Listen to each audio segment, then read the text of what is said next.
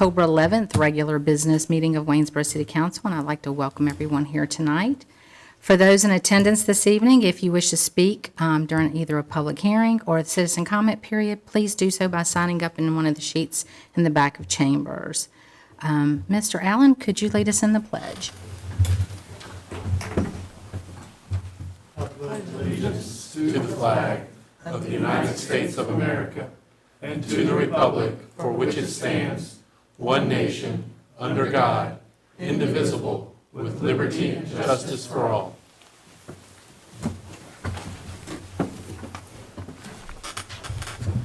Okay. Item 3 is adoption of the meeting agenda. Is there a motion to adopt the agenda? Thank you, Mr. Allen. And do I have a second? No, second. Okay, thank you, Mr. Wood. Any discussion? All in favor say aye. Aye. Any opposed? The agenda is adopted, 5-0. Item 4 is matters from mayor. I do not have anything this evening. I'll move on to matters from council members.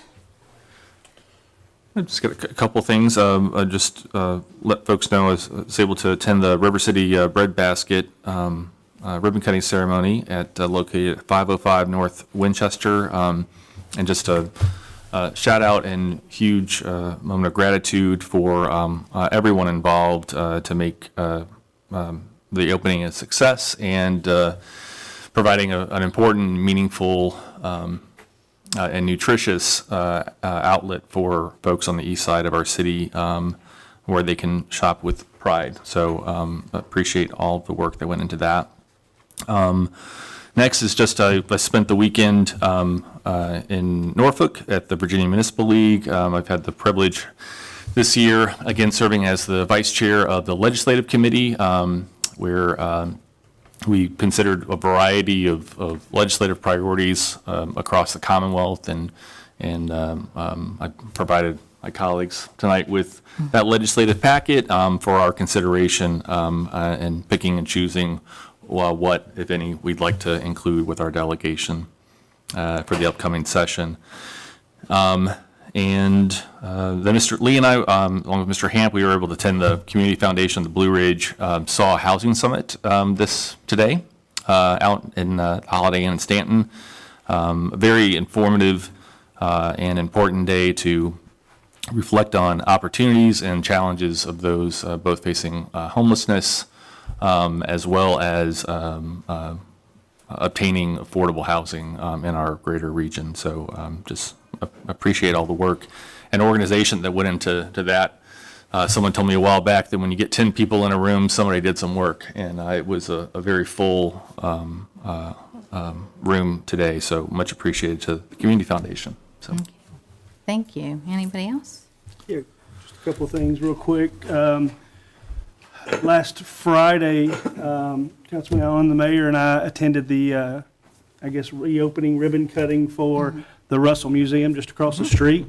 What a fantastic place they have. A lot of interesting things in there. Most of it crafted by an artist from Waynesboro who was just unbelievable. Was the White House artist under President Teddy Roosevelt. Went to Cuba with him with the military, and just a fantastic artist and sculptor. If you get that opportunity, I highly encourage you to go over and check out some of the stuff over there at the Russell Museum. I want to go back when I got more time to kind of soak it all in a little bit better on the second time around. Also did a ribbon cutting at the new Holiday Inn Express out by the interstate. Place is absolutely beautiful. I look forward, to seeing some of the tourism that we have come, and how impressed they're going to be with some of the lodging that we have here. And those guys have done a great job out there as well. The place looks fantastic. So I didn't get to stay and listen to the band, but I really appreciated their gold lame jackets. Mm-hmm. All right, so but that's it for me. Okay, thank you, Mr. Wood. Anybody else? Okay. Item 6 is to consider the consent agenda. Is there a motion to approve the items on the consent agenda? Thank you, Mr. Allen. Do I have a second? Second. Thank you, Mr. Short. Any discussion? All in favor say aye. Aye. And the consent agenda passes 5-0. Item 7 is to present a proclamation to Mr. Jose Cercelli. Did I say that right? Okay. And family of Rosser Avenue for bringing a smile to others for their holiday spirit at what is now referred to as the Holiday House. Before I read the proclamation, I have invited Mr. Greg Bruno with Waynesboro.com to say a few words. Greg does a fabulous job of sharing when new decorations go up and recognizing the same spirit that is receiving this special proclamation tonight. Thank you. I'm Greg Bruno with Waynesboro.com, and in our normal reporting about the various things going on in the Waynesboro community, we noticed last Halloween 2022 that one of our residents here was really putting a lot of hard work and enthusiasm into decorating their house. And the pictures that we posted on Waynesboro.com about that were very well received by the readers there and was extremely popular. And as time went by, we realized they were doing the same thing every holiday. And the next holiday, Valentine's Day, Easter, they were really putting the work in there. I mean, it's not just animatronics and decorations like you might expect in a normal day, but they were actually painting the front of the house to go along with whatever the decorations were. And that kind of thing, the enthusiasm spreads in a community, and I think it's a very beneficial thing. So we were happy to display their pictures, and our readers were very happy to read about it. Anyway, as a result, I was very happy when the mayor contacted me and said that she would like to recognize them, and I said, no, absolutely, contacted them, and they are here tonight. If you care to join me up here, come on up.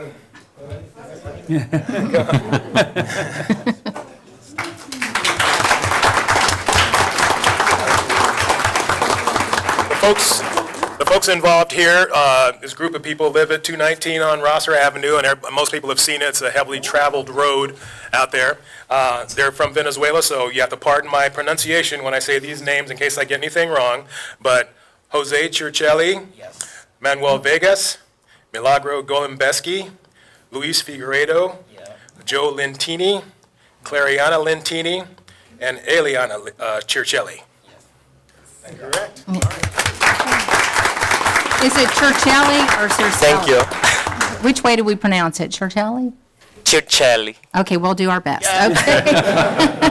Thank you. Do you have anything else to say? Yes. Well, everything we do is for you to enjoy, so it's like our way to say thank you for giving us the chance to live in here. Okay. Thank you. I'm going to read. Venezuela. Okay, I'm going to read this proclamation, and when we're finished, if you want to take pictures, you can, and then you do not have to stay for the entire city council meeting, so I'll excuse you. So this is the proclamation recognizing the Holiday House. Whereas it is true that the world would be a better place if individuals performed small acts of kindness every day, and whereas community spirit is an integral part and personality of Waynesboro, and whereas Mr. Jose Cercelli and family has brought color, brightness, and joy to the city of Waynesboro by making his residence a beacon of celebration for holidays and seasonal changes. Whereas residents and visitors get treated to a surprise creation whenever they pass by the Holiday House on Rosser Avenue. Now, therefore, I, Lana Williams, Mayor, on behalf of the City Council of Waynesboro, thank Mr. Jose Cercelli and his family for contributing to the spirit of joy and celebration by making his home a magnet for smiles and wonderment, and ask that he accept the council's token of appreciation, this proclamation given this day, Monday, October 11th, 2023.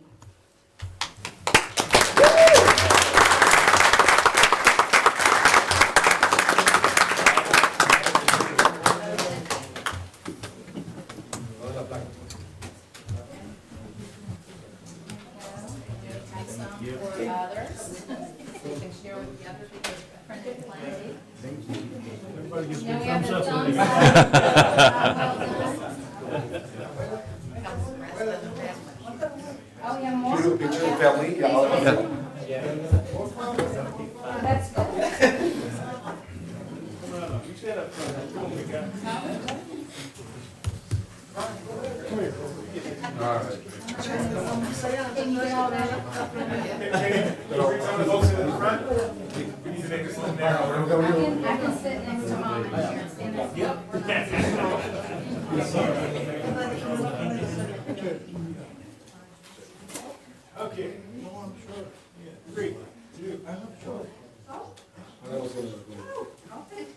One more, one more.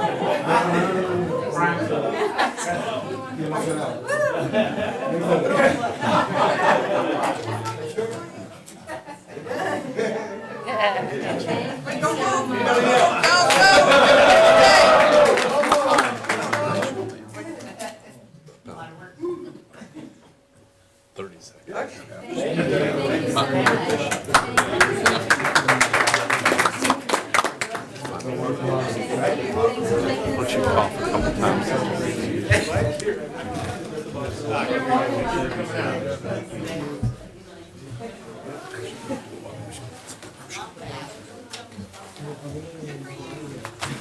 I'm going to quickly say no, because those provisions have to be specifically provided for in the statute. Like Oh, wow. Oh, wow. Small world. Okay, I'm going to give them just a minute to clear out. times in there, but there's no like lien provisions for taxes or anything. It's just treated as any other, like they owe you money, like somebody owes you money for the code enforcement, or whatever. You don't get a judgment, Okay. get there. Okay.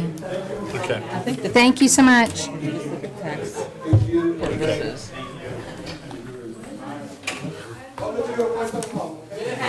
I've taken several pictures of the house.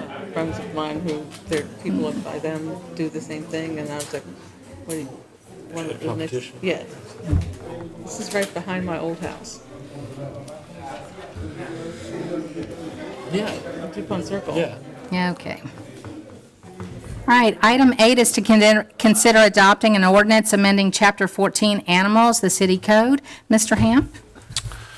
Yes, ma'am. Madam Mayor, members of council, the staff have presented this item at a previous meeting. I do have one amendment to present for council's consideration that has to do with keep fees. So we talked a little bit in the ordinance about how we convert the penalties for violating the animal code, say for animals running at large or an animal found without a license, are now civil penalties. We also talked about the initial thinking regarding charging citizens whose animals we care for at the shelter either a $15 fee if the animal is redeemed within 24 hours or a $35 fee if the animal is redeemed after 24 hours. Upon further review with our neighboring and member jurisdictions with the shelter, we would propose, rather than the 15 and 35 model, general language that states that the shelter may charge reasonable costs associated with the care of the animals. And the way that that would work is each year when the shelter board develops and adopts a budget for the shelter, we would have, a bottom line expenditure number. And we would divide that number by the number of animal days in the shelter, and we would come up with a unit cost that way. Presently, we estimate that that cost would be in the neighborhood of $15 to $20 per day. The reason why this slightly more developed model is preferable to the initial model that I shared is that we do, on a fairly regular basis, have the need to shelter animals that are involved with the court. And in those cases, the animal stay might be up to 30 days or 90 days, depending on the extent of appeal or complexity of the case. And we would, to the best of our ability, and think it's just in order to do this, have the ability to charge the animal owner for those costs. And that's the mechanism by which we would do that. Typically, an animal would, we would assess that base daily fee, and that would cover the shelter, basic care and food, walking, those kinds of things. In cases where, and we do have this happen, an animal requires more extensive veterinary care, we're able also to attach that additional care to the fee so that the animal owner is responsible for that and not the taxpayer. So that's a change to the model. Other than that, I don't have any new comments to furnish, and would ask Ms. Michelson if she had any additional comments.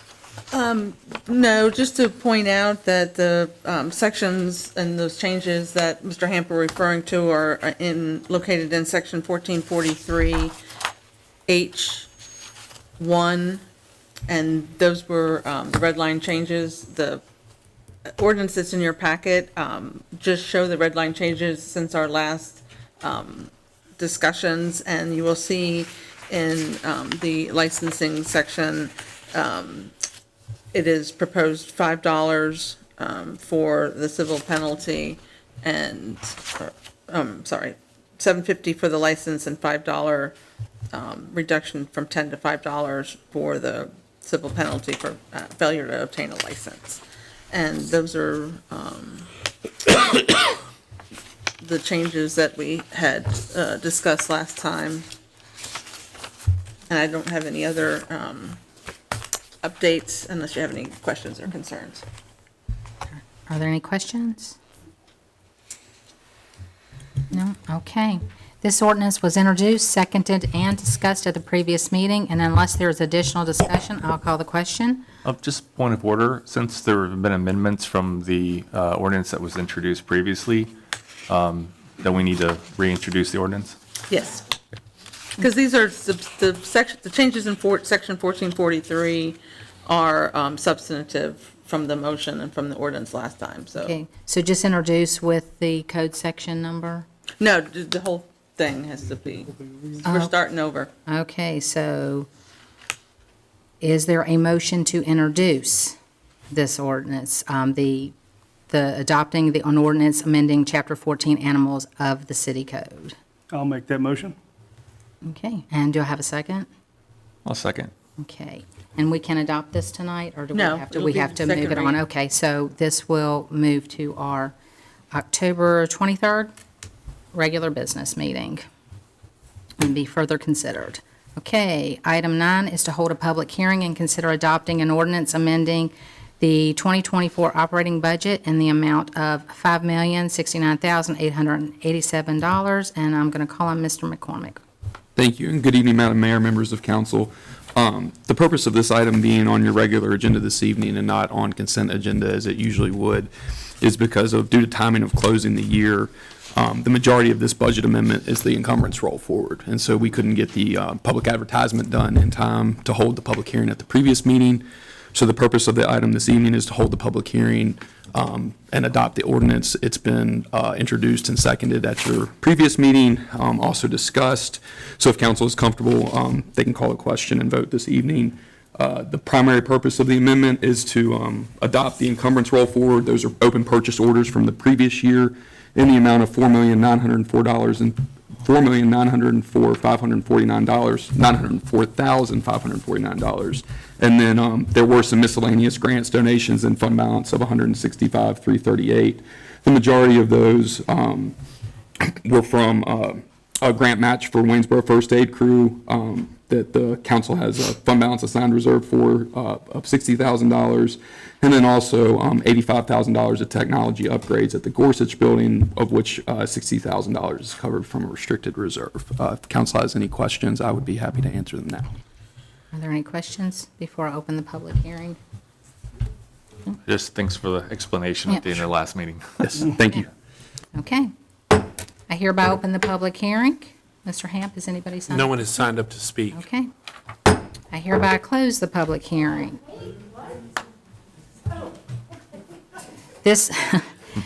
Okay, are there any further questions for staff? If not, this ordinance was introduced, seconded, and discussed at the previous meeting. Unless there's additional discussion, I'll call the question.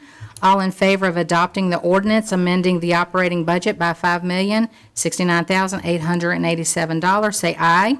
Aye. Any opposed? And that passes 5-0. Item 10 is to consider introducing an ordinance allowing for administrative refunds issued to taxpayers erroneously assessed taxes up to $10,000. Mr. Hamp. Madam Mayor, members of the council, the Commissioner of Revenue recently brought to our attention some changes in the state code which prescribe the manner in which certain refunds are administered for taxpayers. These refunds apply only to those refunds necessary through erroneous assessment, and that error might occur within the Commissioner's office, or it might, I think more frequently, occur due to an error in the filing from the taxpayer. Presently, the state code allows the treasurer to approve and issue a refund up to $2,500. That's an administrative refund. Anything greater than that would have to come to council for its approval and appropriation. In an effort to expedite and assist taxpayers who have been erroneously assessed, we are asking the City Code Section 78-8 be amended to align with Virginia Code Section 58.1-3981, allowing the treasurer to approve and issue a refund up to $10,000. Okay. All right. Are there any questions for Mr. Hamp? Is there a motion to consider introducing the ordinance allowing for the refunds to the taxpayers assessed up to $10,000? I'll make that motion. Okay, thank you. And do I have a second? I'll second.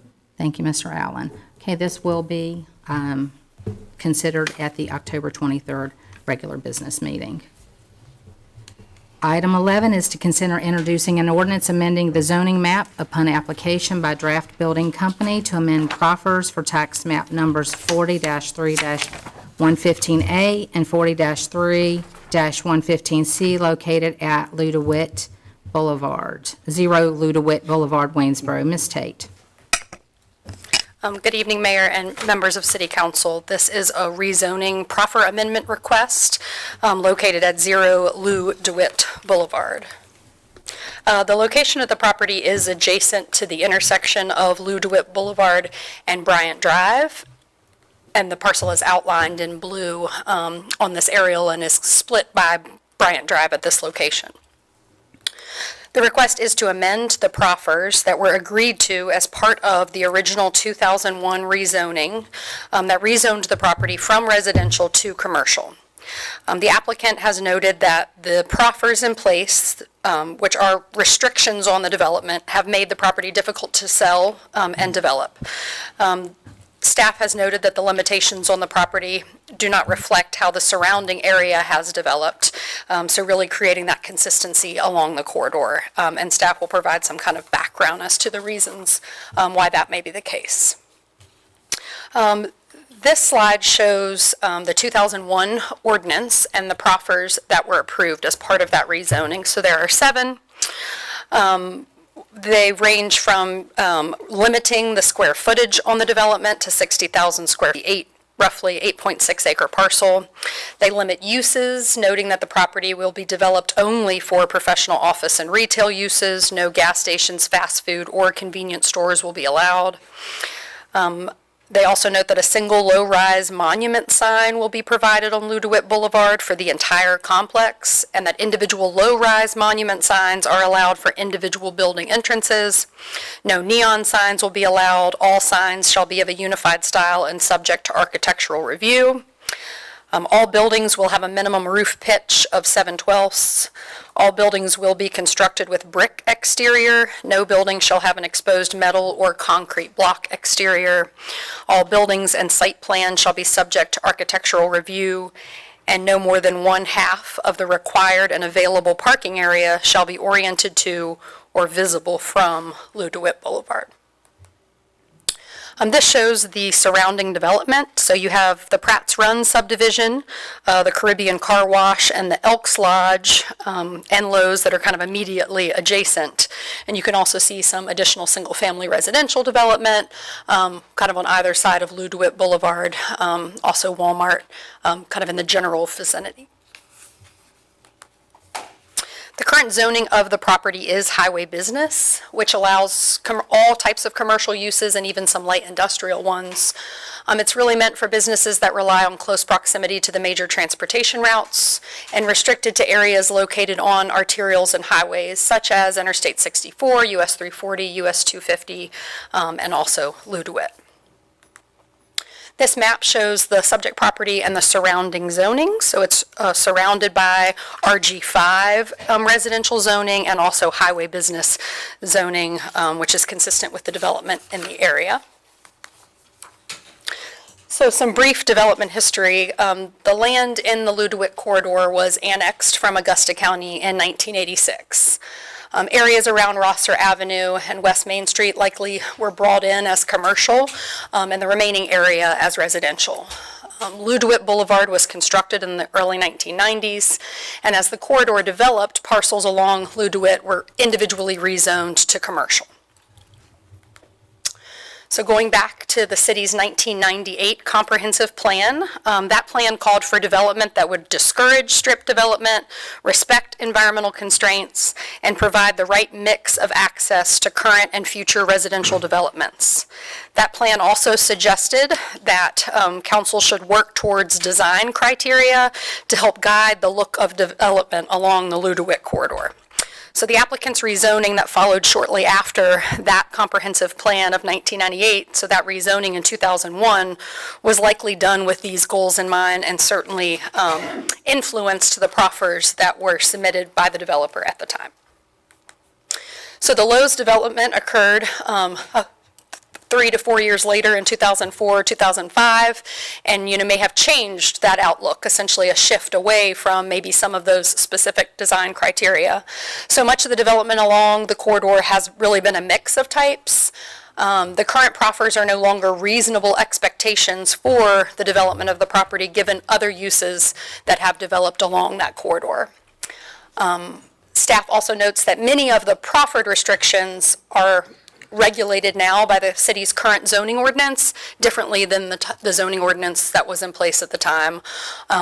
Although those regulations are likely not as restrictive as the proffers, we do have additional regulations related to signage and parking that didn't exist or weren't the same as they are now in our zoning ordinance. So now to get into the specific request related to those proffers. So first is that there's a maximum of 60,000 square foot of buildings that can be constructed on that 8.604 acre parcel. The applicant is requesting to remove that proffer. So if approved, the maximum square footage of any buildings would be really determined by the use and the necessary siting requirements. So what could fit on the property would be a matter of, site development and market constraints, also available or necessary parking requirements and things of that nature, but wouldn't specifically be tied to any square footage number. The second proffer is that the property will be developed only for professional office and retail uses. No gas stations, fast food, or convenience stores will be allowed. The applicant is requesting that that proffer be amended and read no gas stations, fast food, convenience stores, or 24/7 retail businesses will be allowed. So staff notes that that still puts some restrictions on the types of uses, but does open up a number of uses that are allowed in highway business, either by right or by a conditional use permit that currently aren't allowed by the restrictive proffer. The next is about signage. So the applicant is requesting the removal of all the verbiage related to the sign requirements. And staff notes that if that is to be removed, that section 98-5.6 of our zoning ordinance would govern and regulate the sign standards. And so we do have maximums related to height and square footage and lighting and those things that apply to all highway business areas within the city. So that would be also what would govern for this property. The next proffer is that all buildings will have a minimum roof pitch of 7/12. The applicant is requesting removal. Staff put this graphic up to kind of represent what that would look like, and essentially the intent was likely to avoid buildings with flat roofs. And staff notes that there are a variety of roof pitches that can now be found throughout the Lou DeWitt corridor. So there's a combination of pitched roofs and flat roofs along the corridor. The next proffer is that all buildings will be constructed with brick exterior and that no building shall have an exposed metal or concrete block exterior. The applicant is also requesting removal of that proffered condition, and staff notes that buildings along the corridor have a variety of exteriors. All buildings in site plan shall be subject to architectural review. The applicant is requesting removal and kind of for it to operate as any highway business zoned property that would go through just regular site plan approval requirements related to buffering, parking, landscaping around the parking lot, things that apply now but not architectural review. And lastly is that no more than 1/2 of the required and available parking area shall be oriented to or visible from Lou DeWitt Boulevard. The applicant is requesting removal, and staff notes that the zoning ordinance has kind of robust parking area design requirements, like I said, related to islands and trees within those islands that would govern, and parking maximums that would be required. Staff also notes that the applicant has offered an additional proffer, and that be that the 15 feet of existing vegetation shall be maintained along the property line abutting the residentially zoned area. So the ordinance would require a buffer between the business and residential piece, but the applicant, obviously having an existing vegetative buffer that is mature is better than having freshly planted landscaping. So they have proffered that they would maintain 15 feet of existing vegetation along that property line. There is also a 30-foot greenway easement along the boundary with Pratt's Run, and that's kind of outlined here in blue. And so that 15-foot buffer that they are proffering to maintain will be within the easement along that boundary. So over the last 20 years, the Ludewick corridor has not necessarily developed as was envisioned in the 1998 comprehensive plan. There aren't specific design criteria or guidelines that have controlled other development along the Ludewick corridor. Staff notes that the original proffers were certainly fit within that 1998 comprehensive plan and made sense at the time, but similar conditions have not been in place for the rest of the corridor as it has developed. Staff and the Planning Commission recommend approval with the proffers as amended, and that would be that 15 feet of existing vegetation be maintained along the property line abutting the residentially zoned area, and that no gas stations, fast food, convenience stores, or 24/7 retail businesses will be allowed. So tonight is an introduction of the ordinance, and I'm happy to answer any questions you may have about the report. Okay, are there any questions? Do they already have anybody in mind, businesses in mind that is looking at the area? The applicant is here, but at the Planning Commission, they did note that they have just had difficulty selling the property, that it has been for sale for quite some time, and any interested parties have seen the proffered conditions and those restrictions and have not wanted to purchase. They have not alluded to having any specific use identified for the area. Okay. Any other questions? Okay. Is there a motion to introduce the ordinance amending the zoning map and proffers for the stated parcels at 0 Ludewick Boulevard? So moved. Thank you, Mr. Short. And do I have a second? Second. And thank you, Mr. Lee. Any discussion? Okay, this ordinance will be subject to a public hearing and receive final consideration at the October 23rd meeting. Item 12 is to consider introducing an ordinance granting a conditional use permit upon application by Waynesboro Area Refuge Ministry Incorporated, WARM, to modify an existing conditional use permit allowing temporary supportive housing operations in the RG5 General Residential District at 1035 Fairfax Avenue, tax map parcel 26-1-9A, Waynesboro. Ms. Tate. So this request is to amend the conditional use permit for WARM at their 1035 Fairfax Avenue property. The nature of request is that the Waynesboro Area Refuge Ministry, WARM, is requesting an amendment to their CUP for conditions 1B and C. So the amendments would increase the maximum number of persons that are permitted in the Fairfax Avenue building from 30 to 35. And this increase would allow WARM to serve one additional family in one additional room. And the other request is to reduce the number of required on-site staff from 3 to 1. So WARM provides temporary supportive housing at their Fairfax Avenue location specifically for women and children. It operates under a conditional use permit that was issued in 2013 and later amended in 2018. The location at Fairfax Avenue can host up to 28 unsheltered women and their children. It has 8 bedrooms for guests and 2 for staff. The shelter operates 24 hours a day, 7 days a week. So some recent changes is that WARM has acquired space in the former Arc of Augusta building next door and moved their administrative offices there. So that has opened them up to the ability to have an additional room within the Fairfax Avenue property that could be used for housing women and children. Warm has noted that the request for reduction in staff requirements aligns better with their current mission. So staff work in shifts rather than residing on site. So there's kind of a typical office within the building, and there are shifts and coverage for 24/7, but not someone specifically residing there. So they will still have one staff member on call at all times. Some reasons behind the request are concern about finding staff to fill open positions and certainly cost savings that could be put to other uses related to their operations.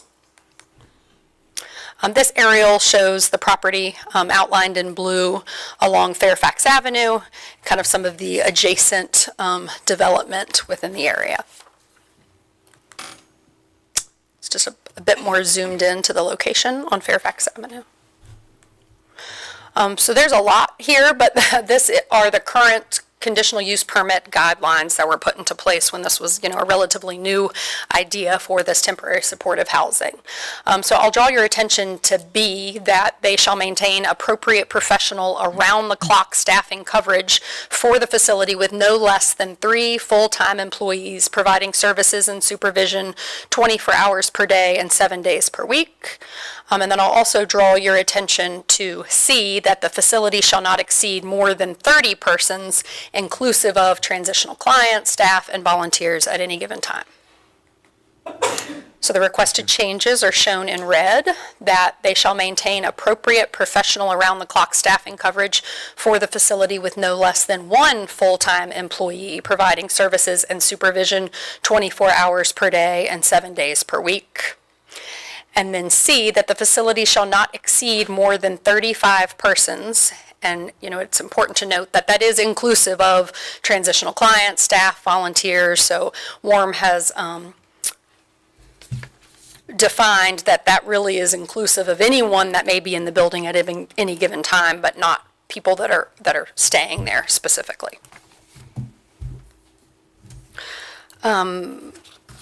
The comprehensive plan kind of identifies this area for a park based on adjacent property.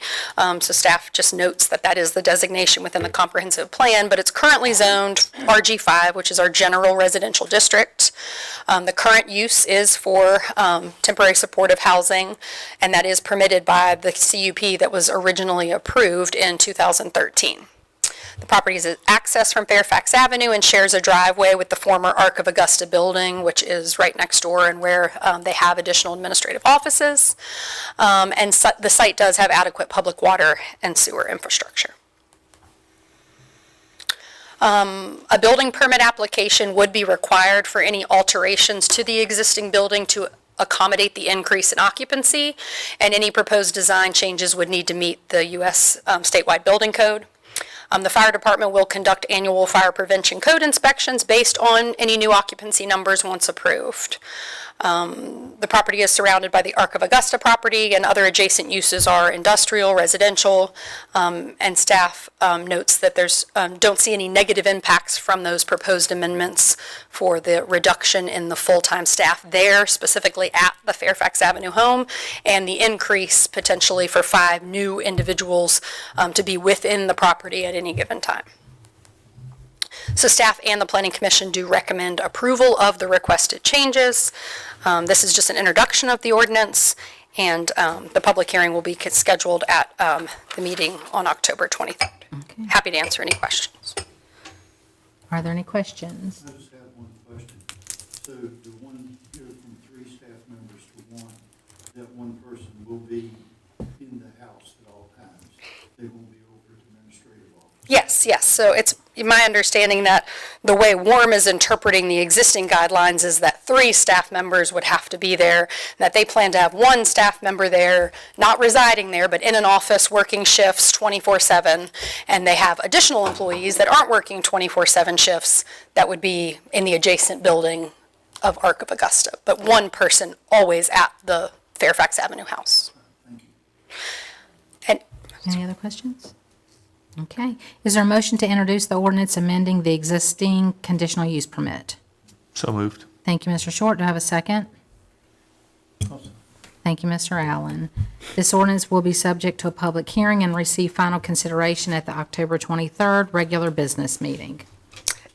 I also wanted to note, not something that is specifically related to this request, but something that is related to the WARM operation and will likely be coming to you at a future meeting, is some desire that WARM has, so not related to the Fairfax Avenue property, but related to the operational guidelines for the WARM cold weather shelter program.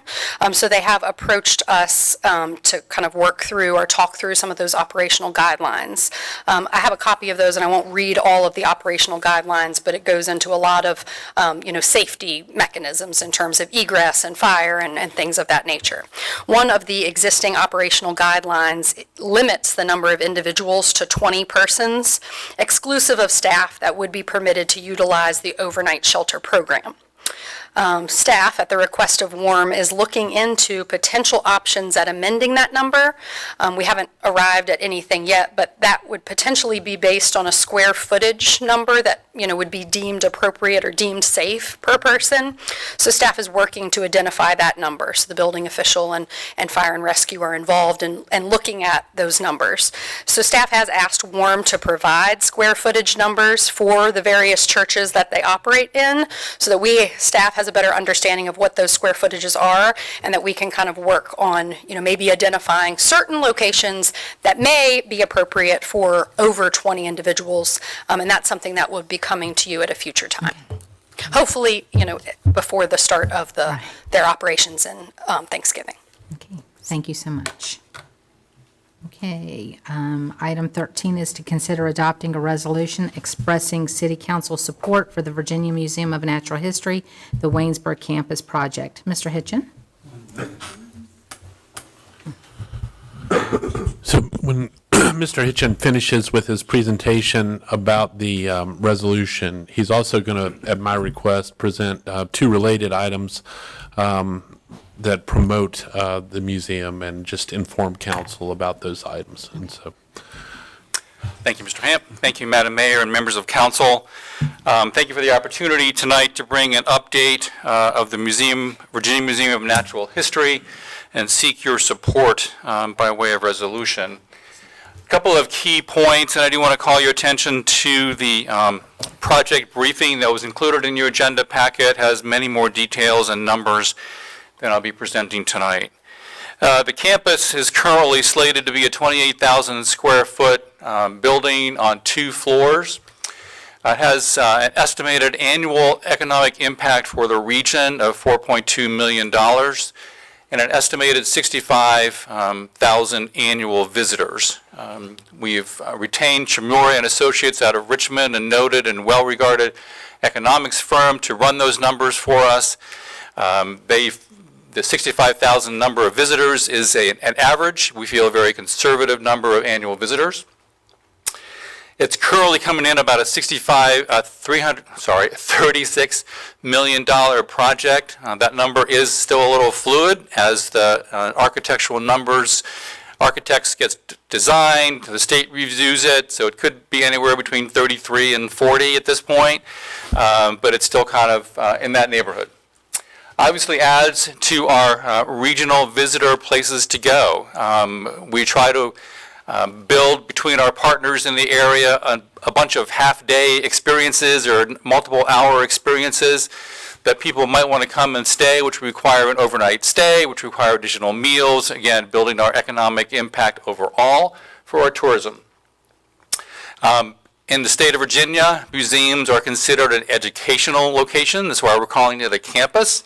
And we have several ties with area universities who will be using it as a research facility. It also becomes an opportunity for STEM education. There are roughly 62,000 K-12 students within an hour of Waynesboro that would utilize it as field trips and get exposure to science and technology occupations and opportunities for them. In Martinsville, the Home Museum, there are over 10,000 specimens, and they would be brought in and rotated on a regular basis. So the museum would always have something fresh to look at. And we're looking at a downtown location. This is Constitution Park, Main Street to the bottom, Broad Street to the top, Greenway and River to the right. The museum will look something like this on that parcel. Again, these are preliminary designs, not final approval, but this is pretty close. to what it would end up looking like. Let me back up 1 second. So it ties in to the Greenway, will tie into the South River Preserve that's currently under construction, and we have one big nature opportunity, so people will have an opportunity to experience the natural history within the museum, take a few steps outside the door, experience the current natural beauty of the area, and drive 3 miles up the road and experience national parks. This is a view from the east looking west. Those blocks in the background is the fire department.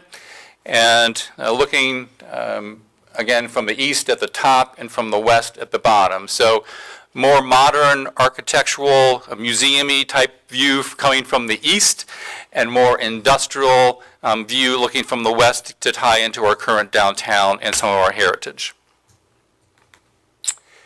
Moving forward, so for the last 4 or 5 years, there has been a Waynesboro Advocacy Committee, which is comprised of members of the Board of Trustees of the museum, members of the Foundation Board of the Museum, and local representatives. We also have a local nonprofit, which is an outgrowth of our Main Street organization, the Center for Cold Waters Restoration, which was instrumental in getting us this far with the museum, and they're very involved as it moves forward. Within the museum, I already mentioned there is a foundation board. They are creating a separate foundation board specifically for the Waynesboro location. And in case I forget to mention it later, any monies that are raised for the museum will all get funneled through the foundation board, which is the 501c3, and they handle that kind of thing. We have a very engaged local delegation. Delegate Avoli and Senator Hanger have been partners all along and are very strong supporters as we try to get funding for this in the General Assembly. We've reached out to Delegate Campbell, pending the election and with the redistricting. She will be, again, pending the election, she will be the representative, the delegate for the Waynesboro area, and she is also a very strong supporter.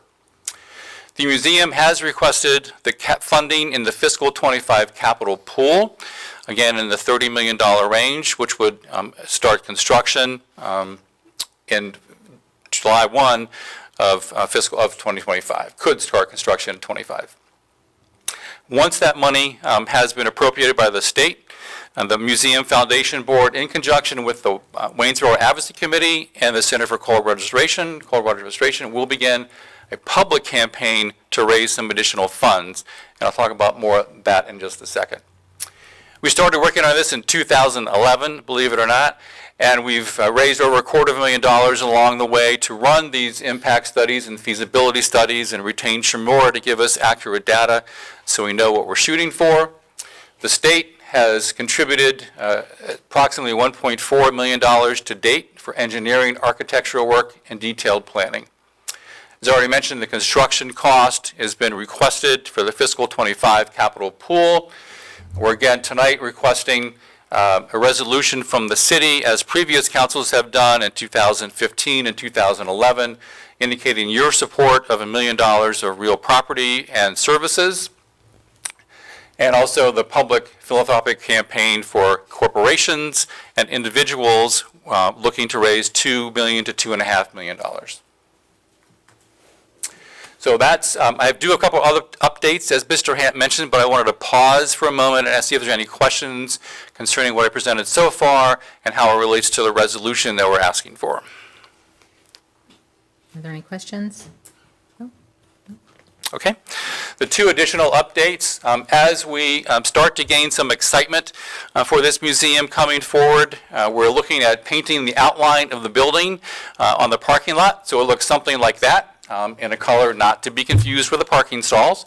But we're still trying to work through all those kinks, but we're hoping to do that relatively soon.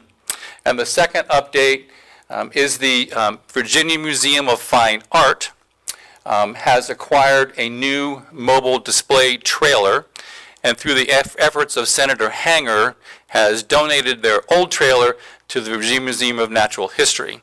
And we are looking to have that parked on site in this general area as sort of a permanent trailer as we build excitement for the museum to come forward. So we're hoping that that transfer will take place later in the month of October. some refurbishing, rebranding on the outside, and have it available for special events, maybe fundraising events, that sort of thing, as we go forward. That's it. Any other additional questions? Any questions? No? Okay. Thank you, Mr. Thank you. And again, the resolution tonight just indicates your support. That's basically a mirror image of previous resolutions indicating $1 million of support. Okay. Thank you.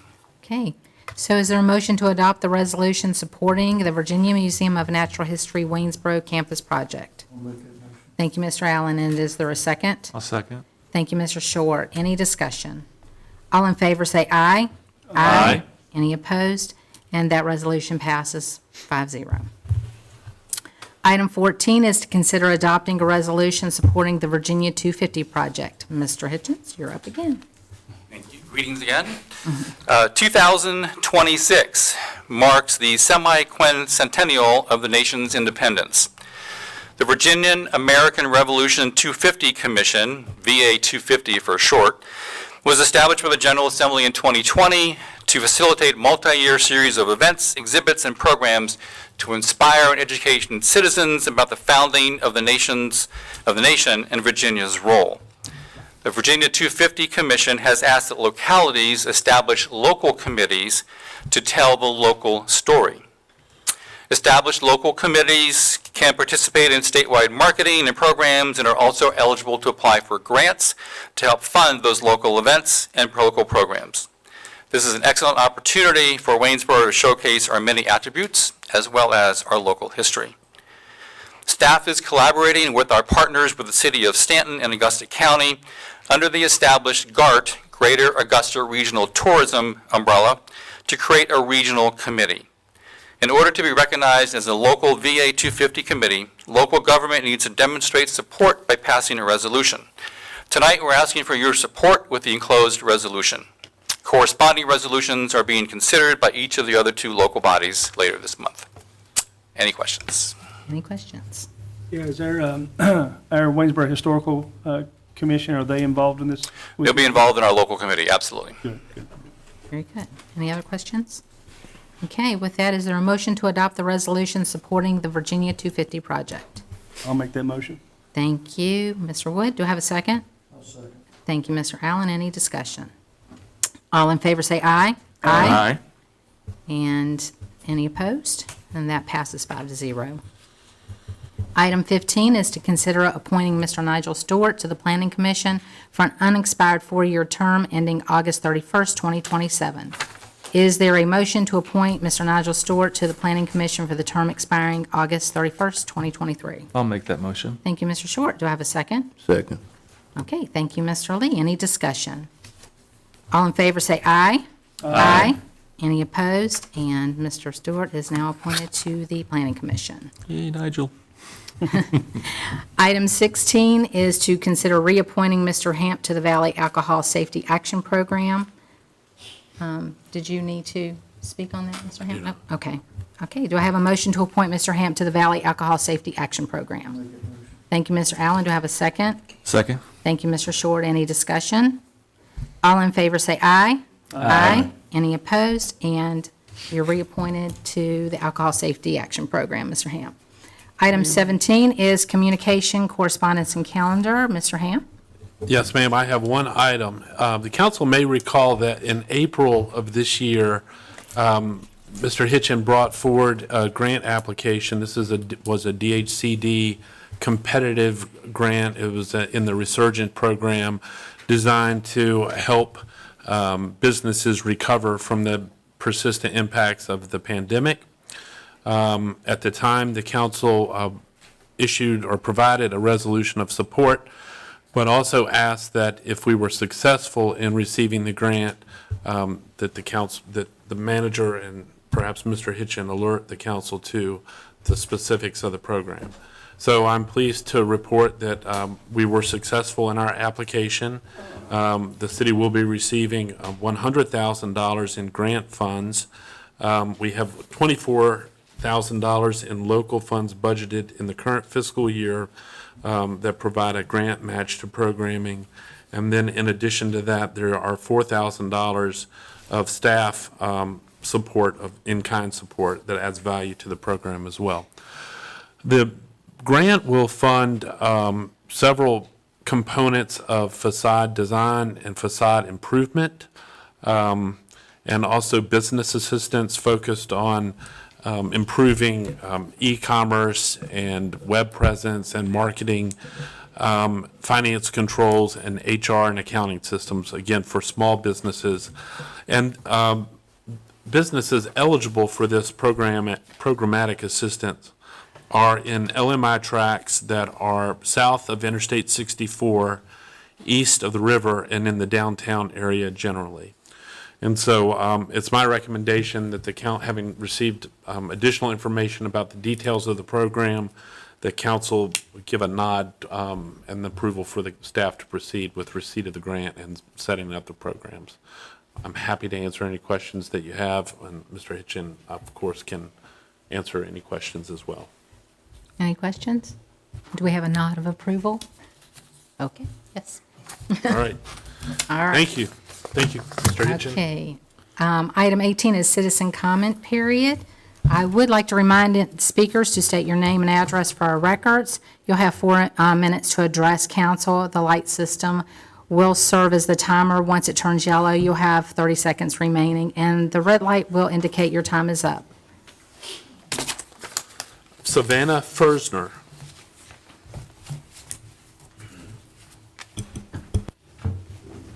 Hello. My name is Savannah Fersner, and I recently moved to Ward D. My comments today are in regards to a discussion had during the last City Council meeting on September 25th. Mr. Mike Hamp brought up his negative opinions of the rental inspection program off agenda. This was astoundingly shocking to our Waynesboro chapter of Virginia Organizing. We are grateful and fortunate that Waynesboro resident and Virginia Organizing ally Sharon Van Name was here during the meeting and able to alert us to this discussion of the inspection program. As you all should know, our group has been campaigning for the implementation of the rental inspection program for nearly 2 years now. We have been and still are interested in collaborating with Waynesboro City Council on creating this program. Mike Hamp's recommendation that this program not be implemented was frustrating for all of us to hear. Not only had we asked Mr. Hamp in the past for his comment and heard very little back from him, but we also want to continue to discuss this, the necessity of this program, and also affordable ways that we could implement this in Waynesboro City.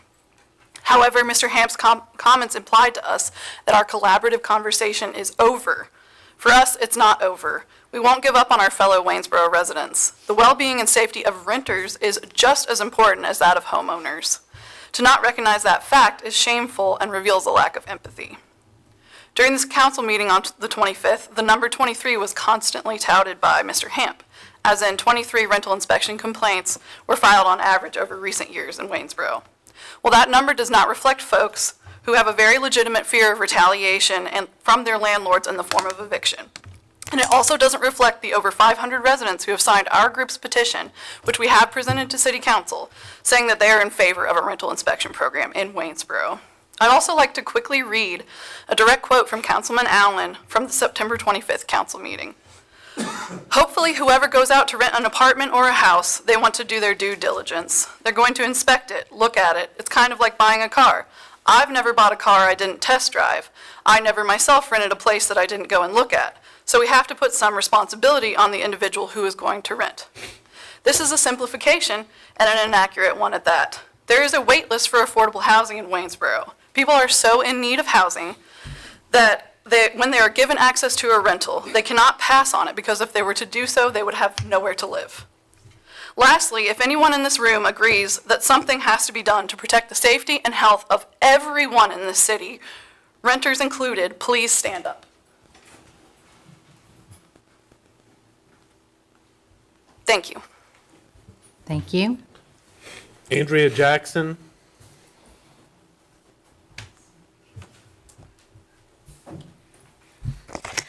Andrea Jackson, Ward A. And first and foremost, I want to thank Terry Short and Kenny Lee and Mike Hamp for being at the Housing Summit today, put on by the Community Foundation. Also, they having a part 2 tomorrow. If any of the other city councilmen would like to come and hear the things that has been said. I bring that up because these were people from across the state saying the same thing we've been saying for 2 years. But I don't know, maybe that it will go, maybe it will seep in y'all's ears, and then you will like validate what they say, because obviously you do not validate our time, our effort, our opinions,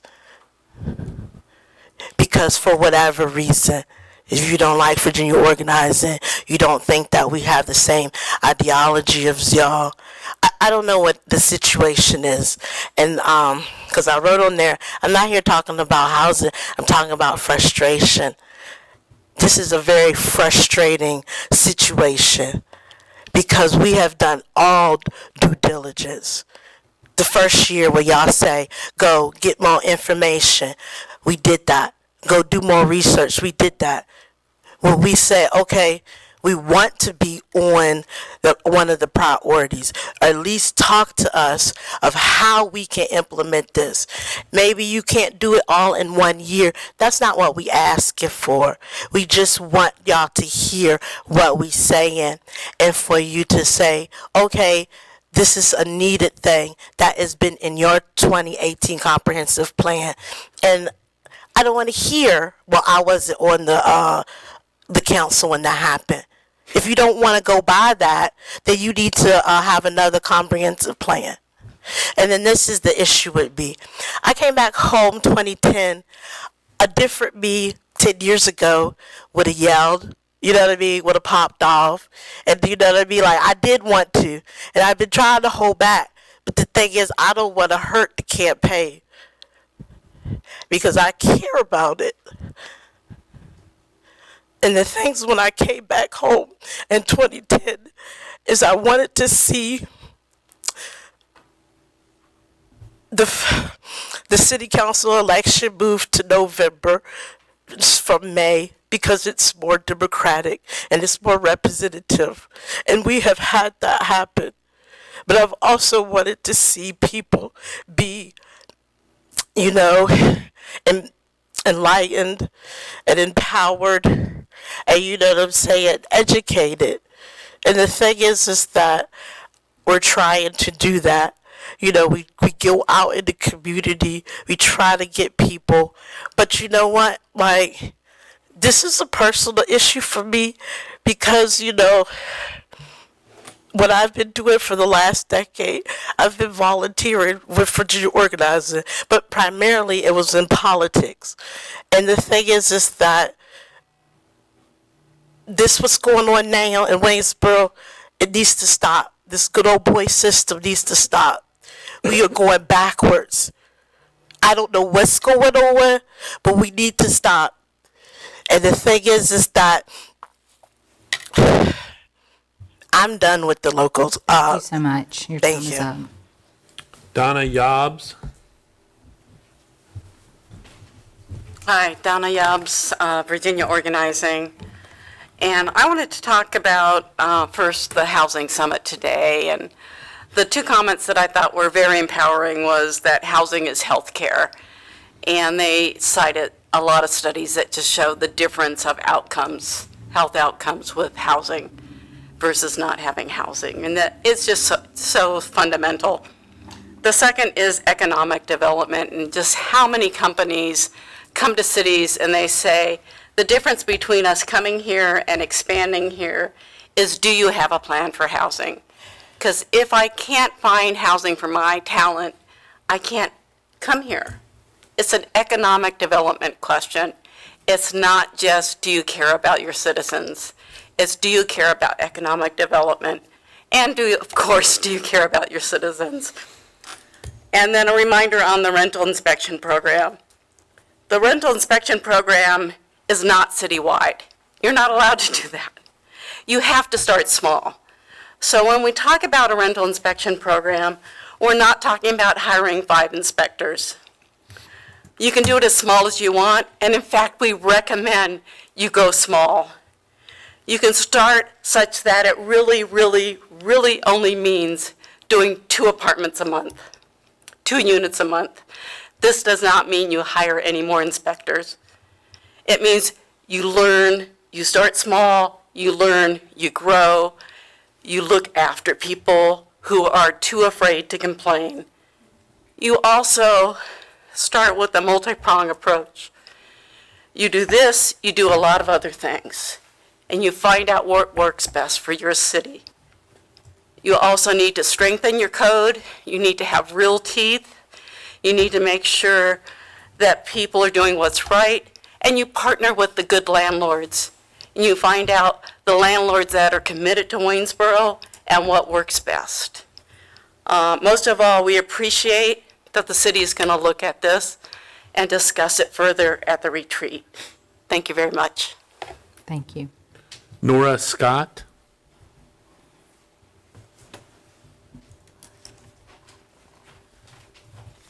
Hello, my name is Nora. I live in 291 Scotty's Lane, Livingston, Virginia. I lived in Waynesboro from 2018 to 2021.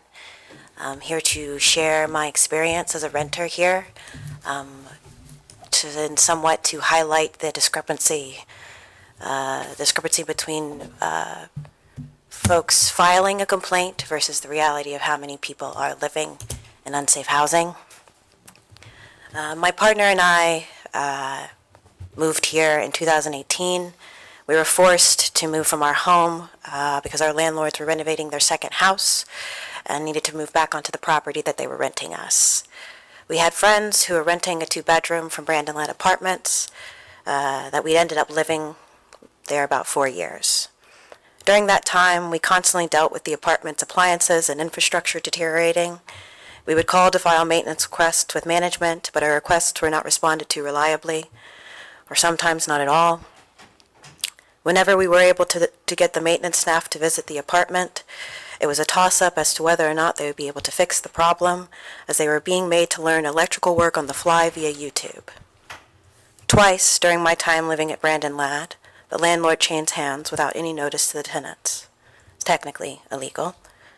The last year we lived there, we encountered rampant child abuse and domestic violence from the unit above ours. This was never dealt with by the apartment complex or the police, despite the numerous times my roommates had notified them. Each time that my household was forced to get involved, which was often, each experience left us reeling with paranoia, hypervigilance, and PTSD. Towards the end of September, when Mike Hemp advised the City Council against a rental inspection program, claiming that in his opinion implementing the program would drive up rental prices, his impromptu comments on the matter weren't on the agenda for this meeting, giving me no time to prepare or to respond. None of the data that Mike Hemp gathered from his meeting in Winchester earlier this year was cited, and none of the data we've been provided throughout the years, the stories, were mentioned. I am personally hurt by this, and I won't pretend that I'm not. I'm kind of the renter you're talking about in terms of someone going to look at a place to live and needing to do their due diligence. I don't have the benefit of having someone teach me or let me know like what to and to not look for. I have to learn that all on my own. I've never made more than $22,000 annually. I am the poor. I would appreciate the city that I live in protecting me. I would appreciate it. And I would appreciate it if you do have your retreat, to take the time to discuss this intentionally. Thank you. Thank you. Okay. All right, that concludes the citizen comment period. Item 19 is to hold a closed session to discuss the acquisition of real property to be used for municipal offices as authorized by Section 2.2 3711A3. Do I have a motion? Do you have the motion? So moved. We could do the motion and then roll call. Yeah, I'll make that motion. okay. Thank you. And do I have a second? Second. Okay. I need a roll call vote. Although we Point have of order. Yeah, we do have to have We the, need the certification. I don't have one. Nobody gave me one. you, So the purpose of the meeting is to discuss the acquisition of real property to be used by the city for municipal offices as authorized by Section 2.2-3711A3. we got one. We'll let him Got go one, ahead and make okay. that motion. Bruce pulled one out of his back pocket or something over there. Okay. Comes with the years on count. All right. Make sure I'm on the right side. Okay.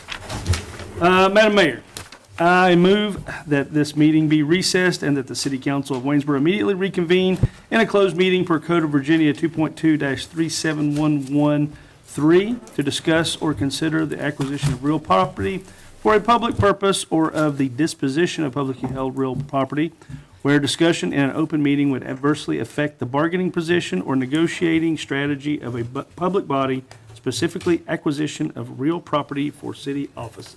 Okay, I have a motion. Do I have a second? Second. Thank you. Second, yeah. Thank you, Mr. Short. And this requires a There roll we call. go. Aye. Aye. Aye. Aye. We're in closed session.